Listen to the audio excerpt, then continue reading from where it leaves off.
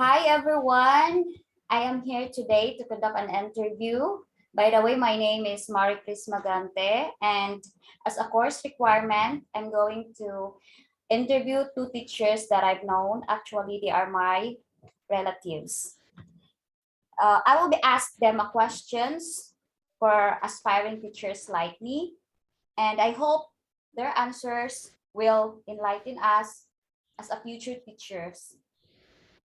And also, I hope that I will be learning a lot from them today because I believe education is the only thing that cannot be taken away from us.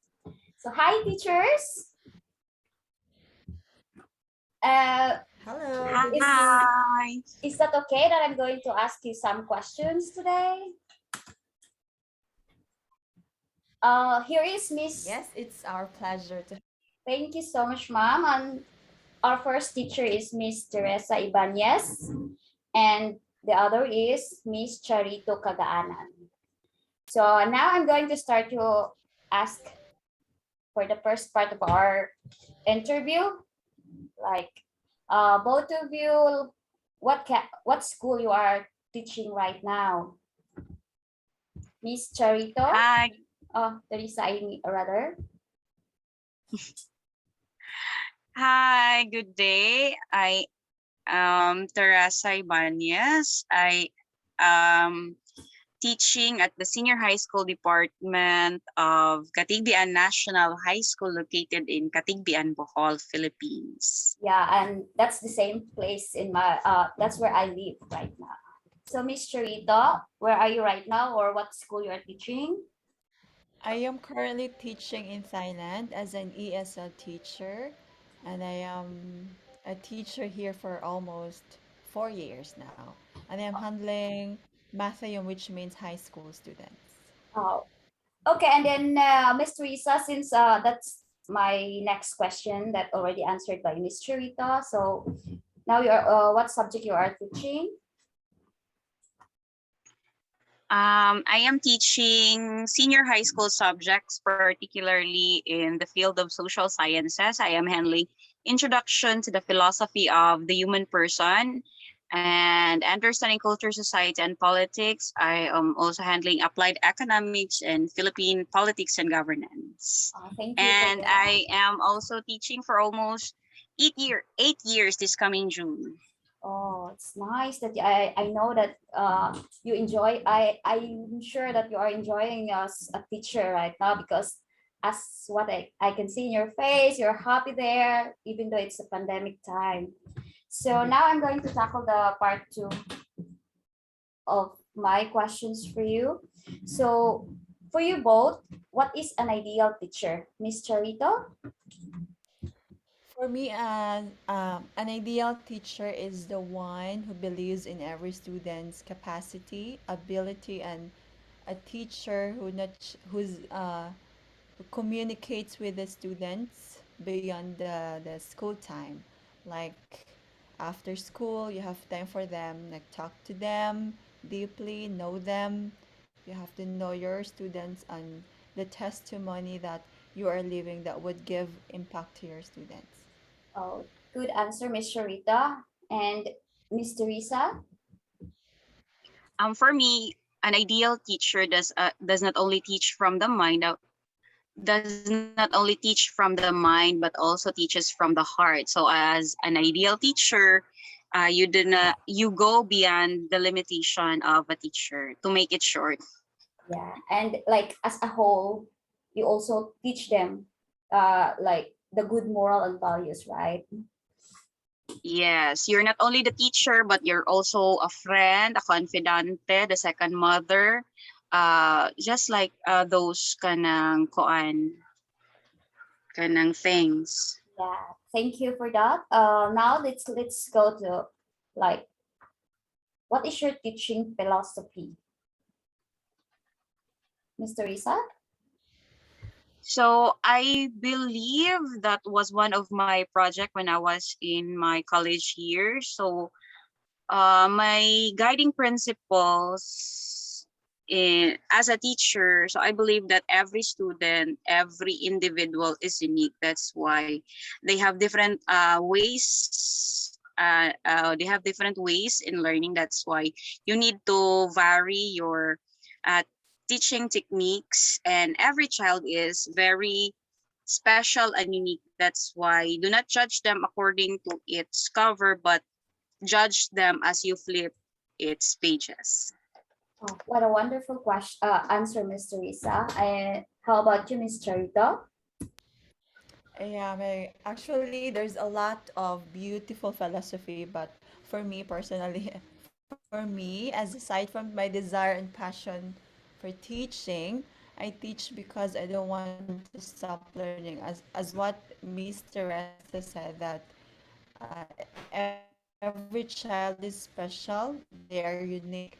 So I want to learn from my students. And when I get older, I don't want to stop. I want to meet more people even as I get older and learn from their experiences. And I also want to mark a legacy to my former and future students by indoctrinating excellent moral values that will become a foundation as they go and experience the real world.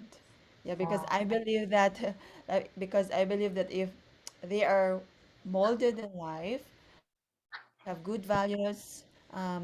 Above all, they become kind, compassionate, and generous. I believe that all that values, no one can take it away from them. So yeah, that's and yeah, and also like we are feeling proud if that students will learn from us, right? Yeah, that's yes, very fulfilling. Yeah, yeah, like, oh, I know I helped them, and then the students might said, I remember this teacher, she helped me a lot, like that, like yeah. that. Yeah. So now my next question is, what do you feel are the biggest challenges facing today's education system? So, Miss Chirito, uh, like in Thailand, what's the situations as a teacher there? Like we are facing the pandemic situation like that. Yeah, especially in Thailand, and the situation here is not the same as in the Philippines, but the pandemic has brought us a lot of unwanted changes. And one Yes, of it is the medium of teaching, right? Like teaching during this pandemic has given us a lot of challenges. And pressure. the first thing that pop up into my mind is how will I be able to teach effectively, right? Without my students in front of me physically. So currently I'm teaching online on site. So as a teacher, I have to really come up with a lot of ideas on how I'm going to handle or manage those kind of teaching, and I should be able to gather effective techniques. Yeah, and how to communicate your students as Yeah. well. Yeah. It's really hard, I know. So, yeah, Miss Teresa, you are in the Philippines right now. So, how about in your school? How do you teach your students? What are the challenges you are facing right now? Actually, before the pandemic hits worldwide, uh, the most common problem that we are facing in the Philippines is the students' comprehension. That Oh, is a very big factor that the student cannot learn because they cannot comprehend. And when the pandemic hits, now the big challenge was not only the comprehension, but of course on how we will deliver education, especially in the Philippines, that not all the barangays are equipped with the signal. They are not yeah, equipped with the Wi-Fi or the data and the cell phones and so like that. So we are challenged with the modes of delivery. And aside from that, uh, the comprehension of the students, and aside from the comprehension is that the students are very exposed into social media and even on the online games. They yeah, tend to definitely. to neglect their modules because our mode of delivery of instruction here is through modules, and then as most of them are only copy pasting the answer, so they don't have the knowledge, the comprehension, because they Oh are only no. copy pasting everything. And that's the very hard thing, because when you're checking their papers, you will just say, wow, this answer was the answer of the first 20 students in this section. How about the other section? That's why I'll keep on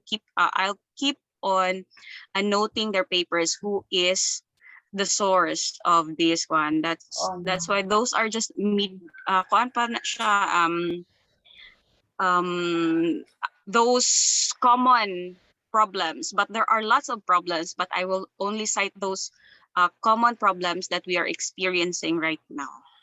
That was a very hard situation now because no students will learn actually. Not Actually, for those kanang academically inclined students, what? Yeah, those they who will. learn through reading, they can really learn. But for those passive students, it's not effective. Oh, Mm. that's so sad.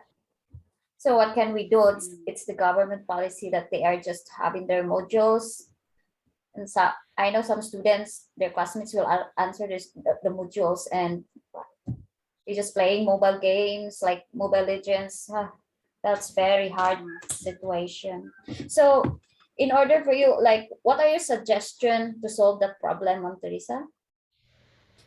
For me, I really suggest, if God will give us the chance when the pandemic will soon kanang Ends like that. when See. soon end, and of course we will return to our normal, not the new normal. So I suggest that um, we will eliminate those unnecessary uh, laws and policies, just like no child shall be left behind, when all of the grade 7 student will be promoted to the next level.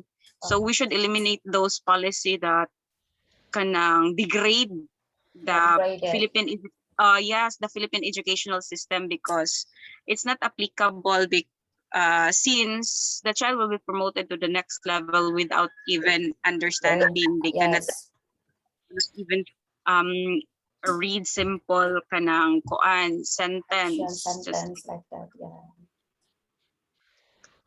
So thank you for that, Miss Teresa. And how about Mr. Rito? Like, you are having the difficulty in how you communicate with your students right now. So what are your suggestions in order for you to, like, you have a balance in your teaching activity? Yeah, actually, it's kind of difficult situation because there will always, as a foreign teacher, there will always be a language barrier. yeah. Oh yeah, yeah, yeah. Ah, yeah. I remember Yeah. because Thailand is just like a few students will know how to speak English. That's why you are Yes, there. exactly. Yeah, Yeah, students are online, but do not expect that you are talking and they will understand you. yeah. No, Mm, like from zero level, like basic, even basic English, they cannot under, understand that one. So that's understand. the problem. Yeah, unlike if So, it is face to face, like you can yeah, action your you correct, how to correct. understand. You can do Oh, a lot of action You just, can yeah, just kind of oh, demonstrate. let them yeah. understand that this is what I meant. Okay. Yeah. Oh, that's And hard.